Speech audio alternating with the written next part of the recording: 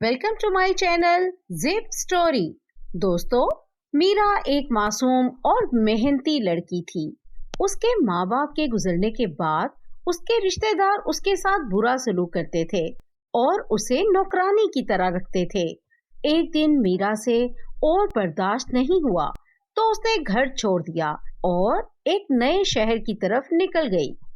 शहर के रास्ते में उसकी मुलाकात एक बूढ़ी औरत राधा से हुई। बेटी, तुम इतनी उदास क्यों हो? मीरा ने अपनी पूरी कहानी सुनाई तो राधा ने कहा, बेटी, अगर तुम चाहो तो मेरे साथ रह सकती हो। मैं भी अकेली हूँ, लेकिन हम दोनों को मिलकर घर चलाना पड़ेगा। मीरा खुशी खुशी मान गई और राधा के साथ उसके छोटे से घर में रहने लगी।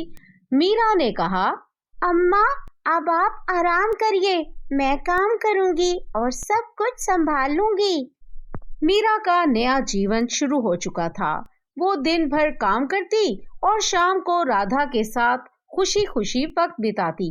एक दिन जब मीरा और राधा बाजार से वापस आ रही थी तो उसकी नजर अपनी सौतेली बहन कविता पर पड़ी। कविता अपनी सहेली के साथ थी।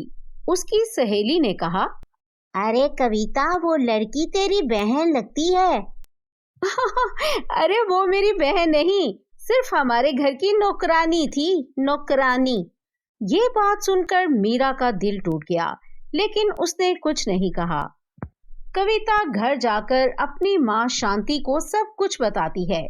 कल चलकर देखते हैं वो कहाँ काम करती है।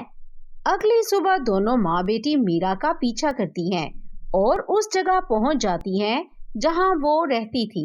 राधा शांति को पहले से ही जानती थी। दोनों पुरानी बातें करने लगती हैं। इसी बीच शांति एक साजिश रचती है। जब मीरा का ध्यान दूसरी जगह होता है तब शांति उसका पसंदीदा मस्कारा मीरा के बैग में छुपा देती है। जब वो अपना मस्कारा नहीं पाती तो उसका गुस्सा मीरा पर निकलता है। बैग चेक होने पर मस्कारा मिल जाता है और बिना सच जाने राधा मीरा को घर से निकाल देती है। मीरा बहुत दुखी होकर नदी के किनारे जाकर रोती है। ए ऊपर वाले, मैं क्या करूं? अब कैसे जीऊंगी? तभी एक रोशनी चमकती है और एक परी जिसका नाम सानिया था प्रकट होती है। मीरा, रो मत, मैं तुम्हारी मदद करने आई हूँ। मैं तुम्हारी कहानी सुन चुकी हूँ। ये लो 2 जादुई मस्कारा, इन्हें अपनी आंखों पर लगाओ और अपनी कोई भी इच्छा बोलो, वो तुरंत पूरी होगी। मीरा खुशी से सानिया परी का शुक्रिया अदा करती है और घर लौट जाती है। घर जाके मीरा पहले मस्कारा लगाती है और सबसे पहले एक बड़ा और सुंदर घर मंगवाती है। देखते ही देखते एक बड़ा सा महल बन जाता है। फिर वो और राधा खुशी खुशी उस घर में रहने लगती हैं। मीरा की नई जिंदगी के बारे में शांति और कविता को पता चल जाता है। दोनों माँ बेटी उसके घर पहुंच जाती हैं और जादुई मस्कारा छीनने की कोशिश करती हैं, लेकिन जैसे ही वो मस्कारे को हाथ लगाती हैं, उनके हाथों में जलन होने लगती है। ये मस्कारा सिर्फ अच्छे दिल वाले लोगों के लिए है। तुम्हारी लालच और नफरत की वजह से तुम दोनों को ये सजा मिली है। दोनों माँ बेटी माफी मांगती हैं और मीरा उन्हें माफ करके उनकी जलन मिटा देती है। उस दिन के बाद शांति और कविता कभी मीरा को तंग नहीं करती।